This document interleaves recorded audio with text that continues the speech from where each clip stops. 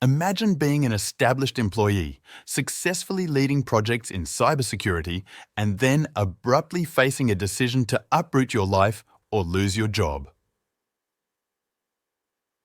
Welcome to Hear the Web with Tom and Lily, where we talk about the realities of the tech industry and its shift from remote to in-office work.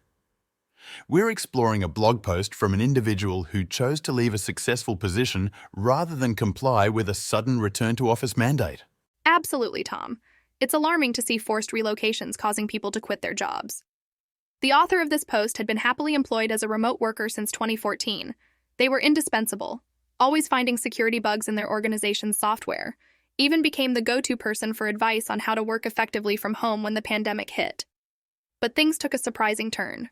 Yes, Lily. The author's company, out of the blue, announced a mandatory return to the office, including the relocation of virtual employees. And this was not a collective decision, nor was it based on any data or analysis. It was dictated solely by the company's CEO. The author sees this forced relocation as an act of exerting power, and they advise anyone in a similar situation to, ultimately, never choose the one giving you an ultimatum. In essence, they're saying it's better to quit than to be dehumanized by submission. Indeed. In fact, the author did buy some time by pretending to relocate, but was actively searching for another job. They encourage not to be tricked into selling your house or accepting relocation assistance, which could be a financial trap if you plan to leave. Well, that links to an interesting question. Why would CEOs take such a step? The author suggests that when many tech workers choose to live in cheaper cities while earning high salaries, it hurts big city economies. That impacts the tax incentives that big tech companies enjoy, leading to such drastic policies. That's a compelling angle.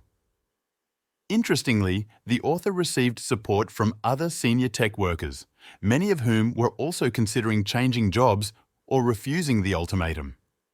There is a widespread feeling that these return-to-office policies are pure nonsense. And the fallout could be immense. They predict that companies forcing relocation will lose most of their top talent and struggle to hire for at least the next decade.